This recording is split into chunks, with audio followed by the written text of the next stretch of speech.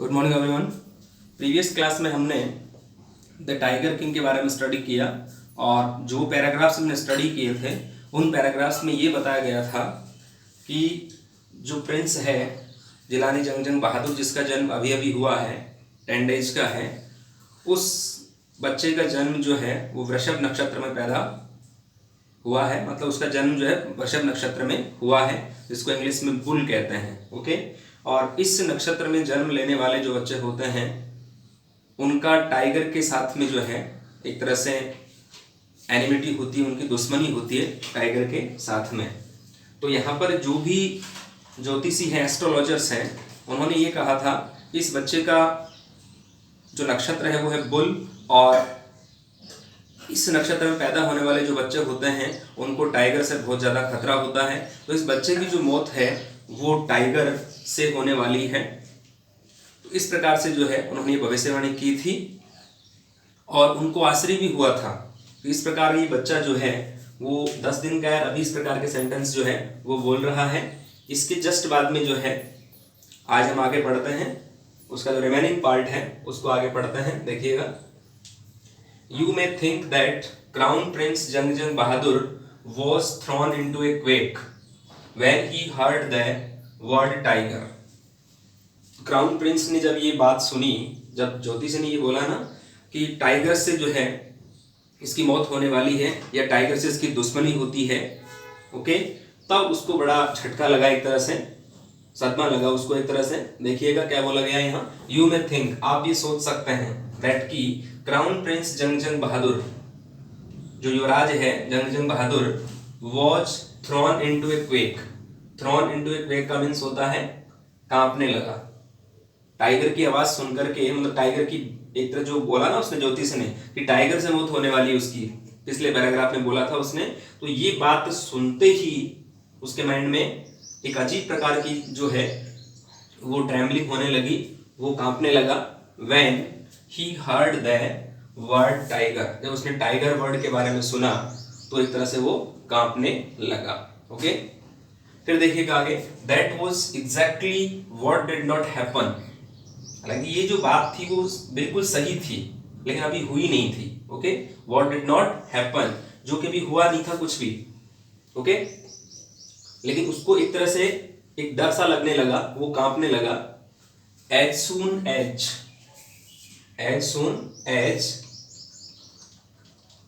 He heard it, जैसे उसने सुना, इट प्रोनाउंस्ड, इसका उच्चारण जो है उसने सुना, the crown Prince gave a deep growl, वो जोर से गुर्राने लगा, मतलब गुर्राने की आवाज उसने की। एज सून एज मीन्स शीघ्र ही हर्ड इट, जब इसके बारे में सुना, मतलब टाइगर के वर्ड के बारे में, टाइगर वर्ड के बारे में सुना, तो उसने क्या किया, इट प्रोनाउंस्ड, उसने उच्चारण किया इसका, the crown Prince gave a deep growl, एक गहरी कह सकते हैं आप गुर्राहट की जो आवाज है उसने दी। Terrifying words emerge from his lips, terrifying means भयभीत करने वाले जो वर्ड्स हैं, शब्द हैं, वो निकले, इमर्ज मीन्स निकले, फ्रॉम हिज लिप्स, उसके होठों से, उसकी जुबान से भयभीत करने वाले शब्द है वो निकले। और वो शब्द क्या निकले, ये देखिएगा यहाँ पर, वो शब्द ये निकले, लेट टाइगर्स बिवेयर, मतलब टाइगर से सावधान रहो या सावधान रहने दो। ओके, लेट मीन्स दो, टाइगर्स बिवेयर, बिवेयर मीन्स सावधान। ये सेंटेंस अक्सर जो है, यहाँ मान लो टाइगर्स है तो यहाँ पर कई बार डॉग्स भी लिखा हुआ होता है। अपन कई बार देखते हैं घरों के बाहर जो है गेट पर, ये एक तरह से वैधानिक चेतावनी कह सकते हैं, वार्निंग कह सकते हैं, ये लिखी हुई होती है कि कुत्तों से सावधान। तो वैसे यहाँ पर क्या लिखा हुआ है, let tiger beware, beware means tiger से सावधान रहने दो, मतलब ये वर्ड्स उसके मुंह से निकले कि अब किससे सावधान रहना है, टाइगर से सावधान रहना है। ओके, फिर देखिएगा, this account is only a rumour rife, ये अकाउंट, मतलब अकाउंट का मतलब यहाँ वर्णन से है, खाते से नहीं है, वर्णन। ये जो वर्णन, इस घटना का वर्णन हुआ, ये ओनली क्या था, is only a rumour rife. Rumour rife का मतलब होता है सब और फैली अफवाह, चारों तरफ जो है फैली हुई अफवाह को रूमर राइफ बोला जाता है। इन प्रतिबंधपुरम, प्रतिबंधपुरम में जो है ये अफवाह जो है एक तरह से फैल गई, या ये जो वर्णन है ये केवल प्रतिबंधपुरम में फैली हुई एक अफवाह है। बट विद हिंडसाइट, हिंडसाइट का मतलब होता है बाद में आने वाली समझ। ये जो समझ है, कौन सी समझ? जो बाद में आने वाली है। But with hindsight we may conclude, conclude होता है निष्कर्ष निकालना। हम निष्कर्ष निकाल सकते हैं, क्या निष्कर्ष निकाल सकते हैं? कि it was based on some truth. ये जो र्यूमर राइफ है या जो अफवाह है, वो अफवाह किसी न किसी सत्य पर आधारित थी। बेस्ड का मतलब आधारित, ट्रूथ मीन सत्य। ये कोई ना कोई बात जरूर है, वरना ऐसे कोई अफवाह नहीं फैला सकता। भाई इस वर्णन के बारे में, इस स्टोरी के बारे में कहीं ना कहीं से कोई बेसिस तो जरूर है, इसका कोई ना कोई आधार जरूर है। अदरवाइज कोई इस प्रकार से कोई अफवाह नहीं फैला सकता। ओके, तो ये कहा जा रहा है कि हम ये निष्कर्ष निकाल सकते हैं कि it was based on some truth, ये किसी सत्य पर आधारित घटना थी। इस प्रकार जो है ये फर्स्ट पार्ट हमारा यहाँ कंप्लीट हुआ है। ओके, और फर्स्ट पार्ट में अब तक जो बताया गया उसमें ये बताया गया है कि जो प्रतिबंधपुरम का जो राजा है जंग बहादुर, ठीक है, जो होने वाला राजा है, अभी वो 10 दिन का है। और इस प्रकार उसके बारे में जो भविष्यवाणी की गई है ज्योतिषियों के द्वारा कि इस बच्चे की जो मौत है वो सोने टाइगर से होने वाली है, ये मैं आपको पहले बता चुका हूँ। तो ये फर्स्ट पार्ट में हम जो है यहाँ तक ये स्टडी कर चुके हैं कि ये र्यूमर राइफ बता रहे हैं, लेकिन ये हकीकत है। लेकिन अभी हकीकत जो है वो बाद में क्लियर हो पाएगी। है तो हकीकत ये, लेकिन फिलहाल लोगों के लिए क्या बना हुआ है? Rumour rife. और यहाँ पर क्या बताया गया है? ये र्यूमर राइफ जो है ये बाद में समझ में आएगी, लेकिन ये हम निष्कर्ष निकाल सकते हैं ये किसी सत्य पर आधारित थी। Okay, let's see the second part. We have studied the first part of the tiger king. First जो पार्ट है टाइगर किंग का हम स्टडी कर चुके हैं, और we will discuss about the second part of the tiger king. अब हम डिस्कस किसके बारे में करेंगे? जो टाइगर किंग लेशन है अपना, उसके सेकंड पार्ट के बारे में। Okay, let's see. Crown prince जंग Bahadur grew taller and stronger day by day. Day by day means प्रतिदिन। तो क्राउन प्रिंस जो युवराज है जंग बहादुर, वो अधिक बड़ा होता गया। ग्रू मीन्स हुआ, टॉलर मीन्स बड़ा, बड़ा होता गया, एंड स्ट्रॉन्गर और शक्तिशाली बनता गया। स्ट्रॉन्गर मीन्स अधिक शक्तिशाली, day by day. Okay, grew means हुआ, टॉलर मीन्स अधिक बड़ा, स्ट्रॉन्गर मीन्स अधिक शक्तिशाली। तो वो होता गया। इसके जस्ट बाद देखिएगा, no other miracle marked his childhood days apart from the event already described. No other miracle, miracle means चमत्कार, कोई भी चमत्कार नहीं हुआ। No other miracle marked his childhood days, उसके बचपन के जो दिन हैं उनसे अब तक कोई मिरेकल नहीं हुआ। मतलब जो मिरेकल बचपन में हुआ था, 10 दिन का बच्चा था, उस टाइम वो बोला था, ठीक है ना, ये ओ वाइस प्रोफेट्स। ओके, और उसके बाद उन्होंने काफी ज्यादा आश्चर्यचकित जो है वो हुए थे। कौन? ज्योतिषी जो है। वो जो घटना हुई थी ना, उसके बाद अभी तक कोई घटना नहीं हुई। अपार्ट फ्रॉम, इसके अलावा, the event already described. Event में घटना, जो घटना पहले ही बताई जा चुकी है, पहले जिस घटना का वर्णन किया जा चुका है, उस घटना के अलावा अभी क्राउन प्रिंस के लाइफ में अभी ऐसी कोई घटना दोबारा घटित नहीं हुई थी। केवल एक घटना जो बचपन वाली है वो थी केवल ओनली। अब देखिएगा आगे क्या होता है। अब इसके बारे में थोड़ा सा विशेषताएं बताई जाएंगी, किस प्रकार इसका पालन पोषण होता है, ओके, और किस प्रकार इसकी स्टडी होती है, किस प्रकार का इसका बिहेव होता है, ये सारी चीजें आगे इसमें बताई जाएगी। तो देखिएगा, the boy drank the milk of an English cow. ये जो बच्चा है, ड्रैंक मींस पीता था, मिल्क दूध, ऑफ एन इंग्लिश काउ, एक जो इंग्लिश काउ है, ब्रिटिश जो गाय है, ब्रिटेन की जो गाय है, उसी का ये दूध पिया करता था।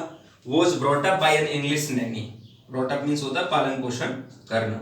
उसका पालन पोषण भी किया गया था किसके द्वारा? एन इंग्लिश नैनी, एक ब्रिटिश जो धाय है, परिचारिका कह सकते हैं, नैनी का मतलब, उसके द्वारा इसका पालन पोषण किया गया। Tutored in English, tutored means सिखाया गया, पढ़ाया गया, उसको सिखाया गया क्या? इंग्लिश में सिखाया गया। किसके द्वारा? बाय एन इंग्लिशमैन, एक अंग्रेज के द्वारा उसको पढ़ाया गया, सिखाया गया, या उसको शिक्षा दी गई, यूं कह सकते हैं आप। फिर इसके बाद so nothing but English films, क्या देखता था? बिल्कुल कुछ नहीं देखता था सिवाय इंग्लिश फिल्म्स के। इंग्लिश फिल्म ही देखा करता था ये, हिंदी मूवी वगैरह नहीं देखता था ये। Exactly as the crown princes of all other Indian states did, उन्हीं की तरह, इनकी तरह जो अन्य स्टेट्स के राजकुमार हैं या युवराज हैं उनकी तरह, exactly as the crown princes, जो और युवराज हैं, of all other Indian states did, जो भारतीय राज्यों के अन्य जो राजकुमार हैं उनकी तरह ये भी ये काम किया करता था। मतलब ये सारे काम जो हैं वो अन्य जो इंडियन स्टेट्स के युवराज हैं वो भी करते थे, तो उनके तरह ये भी ये किया करता था। Okay, when he came of age at 20, जब उसकी उम्र कितनी हुई, 20 साल हुई, जब युवराज 20 साल की उम्र में आया, the state which had been with the court of wards until then came into his hands। अब जो स्टेट जब 20 साल की उम्र में आया तो जो स्टेट किसके पास में था, which had been with the court of wards, court of wards means the Englishman, जो ब्रिटिश लोगों के हाथ में था। Court of wards means Englishman, मतलब ब्रिटिश जो लोग हैं, ब्रिटेन के जो रहने वाले लोग हैं, उनके हाथ में इनका स्टेट था। until then came into his hands, ये इसके हाथों में अब आ गया था।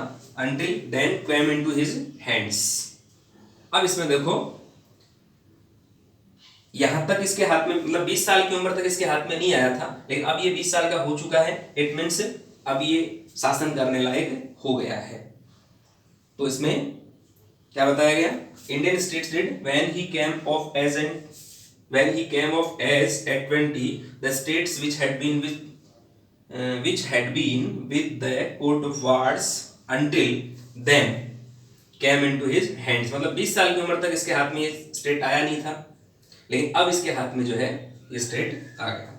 बट एवरीवन, लेकिन हर जगह, एवरीवन प्रत्येक व्यक्ति, एवरीवन है, एवरीवेयर नहीं है, तो हर व्यक्ति जो है इन द किंगडम, राज्य में, रिमेंबर्ड, वो याद करता था या याद किया उन्होंने, द एस्ट्रोलॉजर्स प्रेडिक्शन, जो ज्योतिषी की भविष्यवाणी है उसको हर व्यक्ति ने याद किया, जो काफी टाइम 20 साल पहले हुई थी। Many continue to discuss the matter, और कई जो लोग हैं इस मैटर के बारे में डिस्कस करने लगे, मतलब बहस करने लगे। और slowly it came into the Maharaja's ears, और ये जो बात है ये महाराजा के कानों में पड़ी। क्या कानों में पड़ी, इस प्रकार से इसके बारे में भविष्यवाणी जो है वो हुई थी पहले। और किसने की थी, एक ज्योतिषी जो है उसने भविष्यवाणी की थी कि इस प्रकार से इस युवराज का जो है वो जो दुश्मनी है कृषि युवराज की वो किससे होगी या किससे है, टाइगर से है, और इसकी जो मौत है वो टाइगर से होने वाली है। इस प्रकार इसमें बताया गया था। तो ये बात पहले बचपन में हुई, और बचपन में होने के बाद लोग इसको भूल गए। ओके, लोग इसको भूल गए। इसके बाद में लोगों ने किसी प्रकार की कोई भी जो बात है वो लोगों ने नहीं की, और लोग इस चीज को भूल गए कि पहले क्या हुआ था, ये सब भूल चुके हैं। लेकिन धीरे धीरे जब उसकी एज ज्यादा हुई, ओके, एज के चलते लोगों के माइंड में ये बात वापस जो है वो आने लगी कि ऐसा इसके बारे में जो है भविष्यवाणी की गई थी। किसने की थी, ज्योतिषियों ने की थी।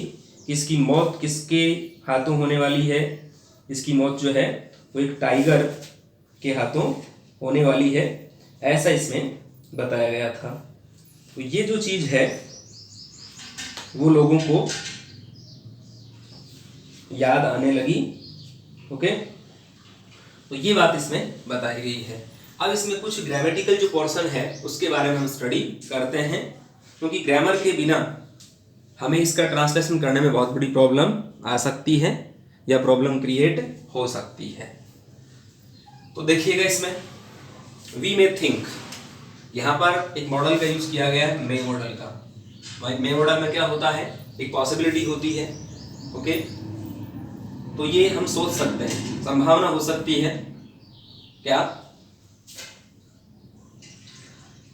क्या सोच सकते हैं, दैट की crown prince Jangjang Bahadur was thrown into a quake when he heard the word tiger.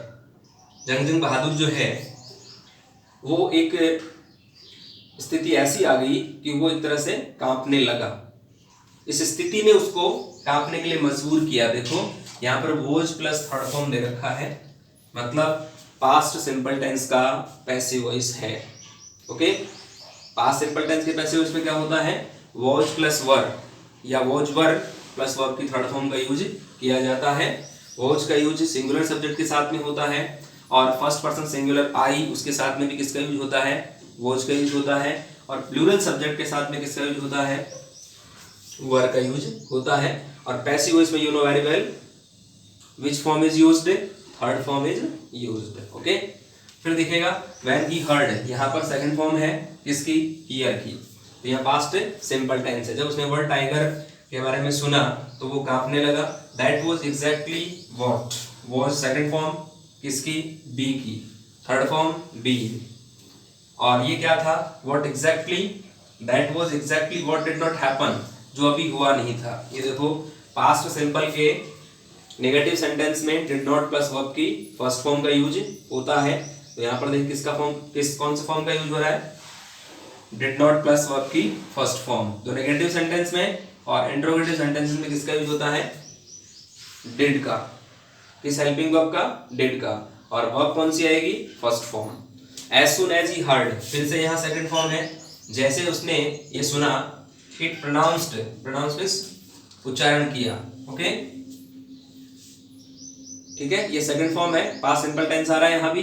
The crown Prince gave a deep growl, crown Prince ने एक बहुत गुर्राहट जो है, जोर की गुर्राहट, गहरी गुर्राहट वो उसने दी, मतलब गुर्राने लगा वो। गैव सेकंड फॉर्म है किसका, गिव का, थर्ड फॉर्म क्या होती है, गिवन। ओके, टेरिफाइंग वर्ड्स, भयभीत करने वाले शब्द।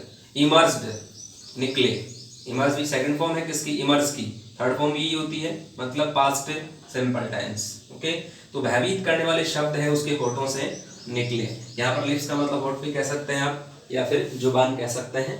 Late tigers behaviour, beware, तो टाइगर से सावधान रहने दो।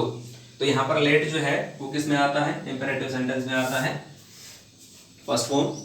This account is only a rumour rife, इसका यूज देखो मैन वर्ब के रूप में है यहाँ पर। ये वर्णन केवल क्या है, एक चारों ओर फैली अफवाह है, कहाँ पर, इन प्रतिबंध पूर्व, इसमें बता दिया गया आपको।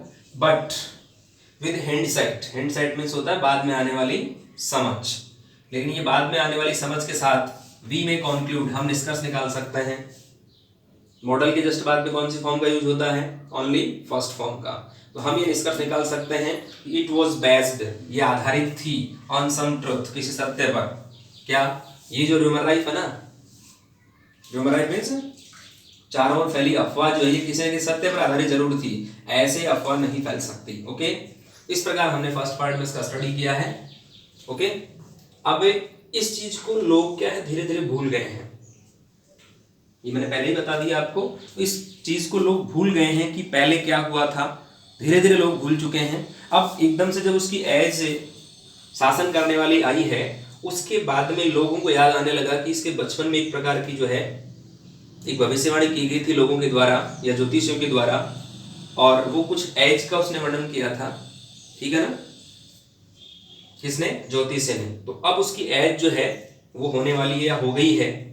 तो अब जो है, अब आगे वाले पैराग्राफ में चीज बता रहा हूं आपको पहले कि ऐसा होने वाला है, ये भविष्यवाणी बाद में जो सच होने वाली थी। इसका फर्स्ट पार्ट हम स्टडी कर चुके हैं, तो let's see the second part of this lesson.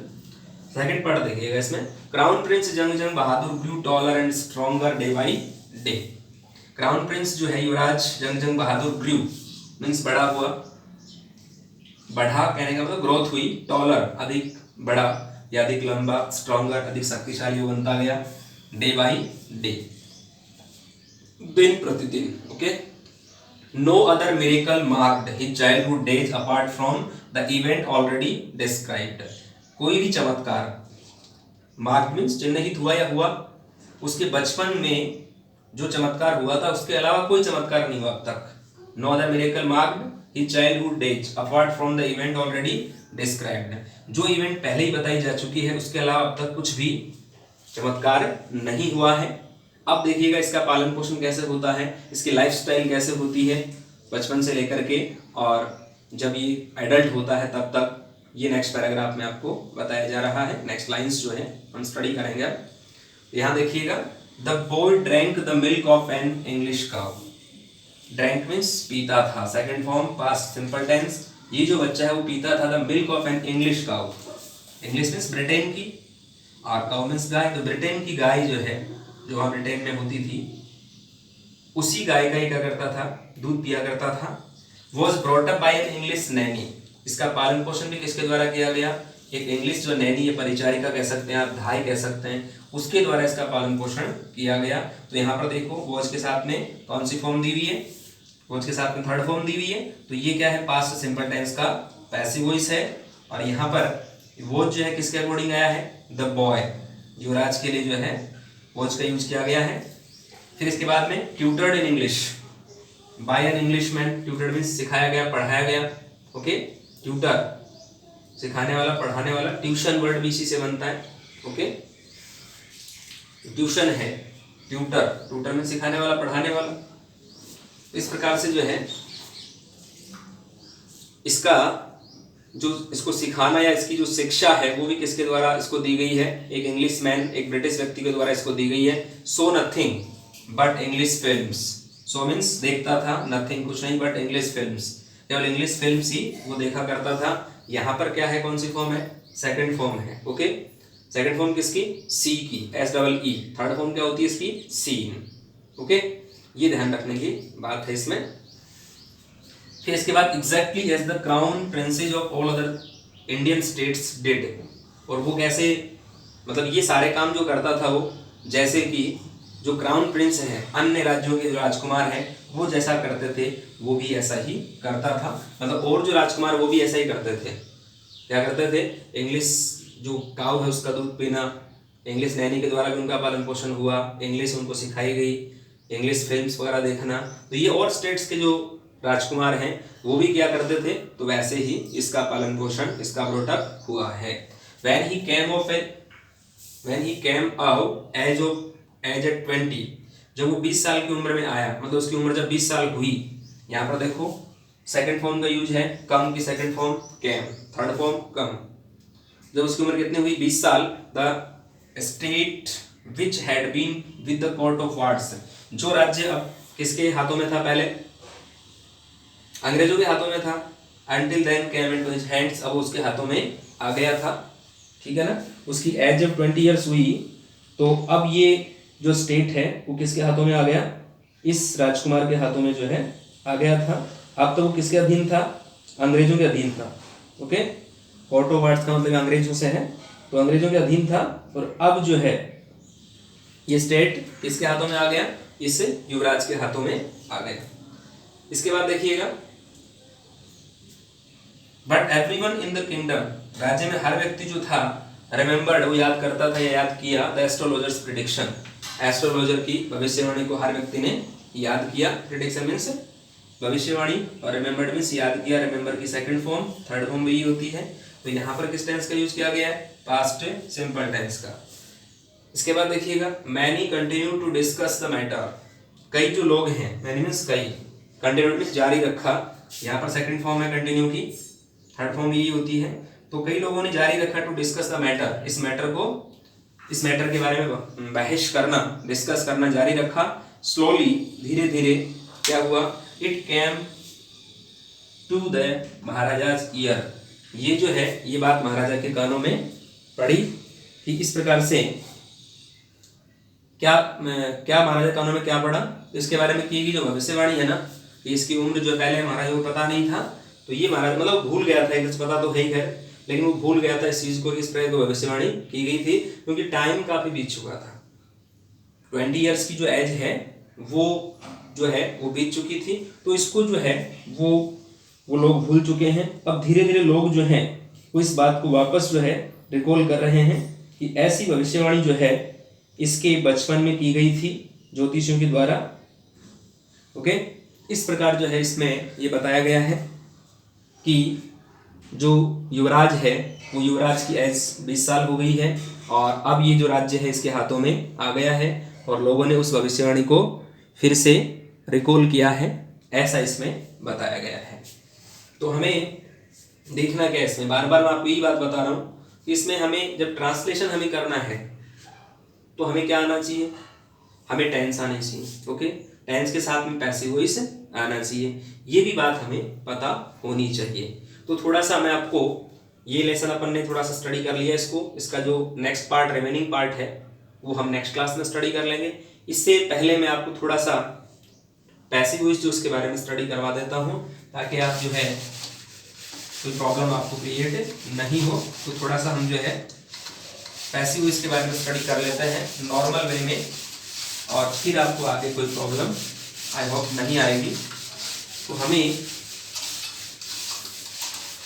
ये जो लेसन है और जो नेक्स्ट लेसन हम और स्टडी करेंगे उनमें ये पैसिव वॉइस और टेंसेस जो है वो बार बार हमें स्टडी करने पड़ेंगे या बार बार हमें देखने पड़ेंगे। जब तक ये नहीं आएंगे तब तक हमारा जो सेंटेंस है वो ढंग से फ्रेम नहीं हो पाएगा।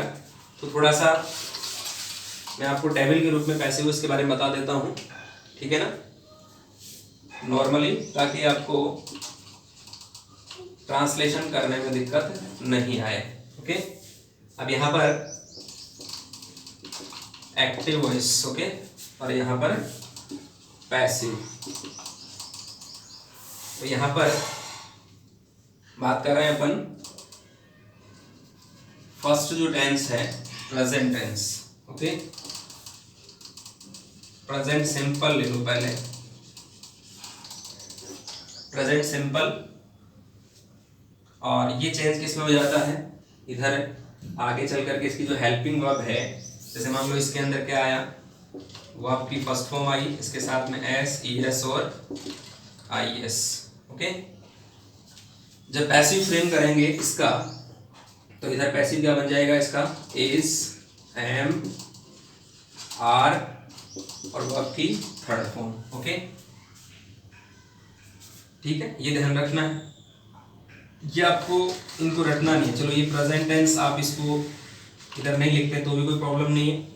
फिर यदि इधर क्या आता है एक्टिव वॉइस में, इज, एम, आर और इसके साथ में वर्ब की फर्स्ट फॉर्म प्लस आईएनजी, तो इस साइड में क्या आ जाएगा, हेल्पिंग वर्ब, तो ये हो जाएंगी is, am, are plus being plus verb की थर्ड फॉर्म। ओके, ये हमें लगाना है। और बेसिक जो रूल है वो मैं पहले बता चुका हूं, फिर से देख ले एक बार आप, ये है सब्जेक्ट, वर्ब और ऑब्जेक्ट। ओके, इसके रूल क्या है, पहले हम इस ऑब्जेक्ट को सब्जेक्ट बनाएंगे, ओके, फिर हम रिलेटेड हेल्पिंग वर्ब का यूज करेंगे, उसके बाद क्या करेंगे, वर्ब की थर्ड फॉर्म का यूज करेंगे, और जिस सब्जेक्ट को ऑब्जेक्ट बना रहे हैं उससे पहले बाय का यूज करेंगे, फिर इस सब्जेक्ट को हम इधर लेके जाएंगे। ओके, और यहाँ पर हम क्या करेंगे, एक वर्ब की थर्ड फॉर्म का यूज कर देंगे। तो ये हमारे बेसिक रूल्स इस डायग्राम से क्लियर हो जाते हैं। ओके, क्या करना है, ऑब्जेक्ट को सब्जेक्ट बनाना है, फिर सब्जेक्ट को ऑब्जेक्ट उधर बनाना है, वर्ब की थर्ड फॉर्म लगानी है, बेसिक रूल ये है, और रिलेटेड जो हेल्पिंग वर्ब है वो हमें जरूर लगानी पड़ेगी। तो ये मैं आपको एक डायग्राम के रूप में यहाँ बता रहा हूँ कि किस किस प्रकार से कौन कौन सी हेल्पिंग वर्ब है उसका हमें यूज करना है। फिर देखिएगा इधर यदि हैज, हैव प्लस वर्ब की थर्ड फॉर्म आए तो पैसिव वॉइस में क्या करना है आपको, हैज, हैव प्लस बीन और वर्ब की थर्ड फॉर्म लगानी है। ओके, तो ये थ्री टेंसेस के पैसिव वॉइस इस प्रकार से बनाने हैं। फिर हम चलते हैं पास्ट टेंस में। यदि आपको इधर क्या मिलता है, सेकंड फॉर्म मिलता है, ओके, तो हमें इधर क्या करना है, वॉज, वर प्लस वर्ब की थर्ड फॉर्म का यूज करना है। यदि इधर हमें क्या मिलता है, was, were plus V1 ING मिलता है। ओके, तो यहाँ पर हम पैसिव वॉइस में उसको कैसे फ्रेम करेंगे, was, were plus being plus verb की थर्ड फॉर्म हम लगा देंगे। इधर यदि हमें क्या मिलता है, हैड प्लस वर्ब की थर्ड फॉर्म मिलती है, तो पैसिव वॉइस में हम क्या कर देंगे, हैड बीन प्लस वर्ब की थर्ड फॉर्म हम लगा देंगे। इस प्रकार हमें, ये सिंपल सेंटेंस के पैसिव वॉइस बता रहा हूँ आपको मैं। यदि इधर हमें क्या मिलता है, विल और शैल, ओके, इसके साथ में फर्स्ट फॉर्म मिलेगी, तो पैसिव वॉइस में क्या कर देंगे हम, विल और shall plus be plus verb की थर्ड फॉर्म, और लास्ट वन है आपका will shall plus have plus verb की थर्ड फॉर्म इधर मिलती है एक्टिव वॉइस में। तो हमें इधर क्या करना है, will shall plus have plus been और वर्ब की थर्ड फॉर्म। ओके, तो ये सिंपल सेंटेंस के पैसिव वॉइस जो है उनका एक टेबल मैंने आपको बताया है। इस प्रकार से हम जो है एक्टिव इनटू पैसिव का जो फ्रेमिंग है वो करते हैं। तो सिंपल सेंटेंस के पैसिव वॉइस कंप्लीट ये बन चुके हैं। तो देखिएगा आप कितने हैं यहाँ, 1 2 3 4 5 6 7 8 मीन्स 8 टेंसेज का पैसिव वॉइस बनता है। और जो रिमेनिंग टेंसेज हैं 4 टेंसेज उनका पैसिव वॉइस फ्रेम नहीं किया जाता, क्योंकि उनकी जो हेल्पिंग वर्ब है उनको हम दूसरे टेंसेज में यूज ले लेते हैं। और बीच बीच में हम जो है जब लेसन कंप्लीट हो जाएगा अपना या बीच में पैराग्राफ्स कंप्लीट होंगे, अकॉर्डिंग टू सिचुएशन हम इनका यूज करते रहेंगे और मैं आपको बताता रहूँगा। तब तक आप इनका स्टडी करेंगे ताकि ट्रांसलेशन में कोई प्रॉब्लम नहीं आए। ओके, तो ये ध्यान रखने की बात है। नेक्स्ट क्लास में हम रिमेनिंग पार्ट का स्टडी करेंगे, तब तक आप इसका लर्निंग करते रहिएगा। Thank you very much, have a nice day.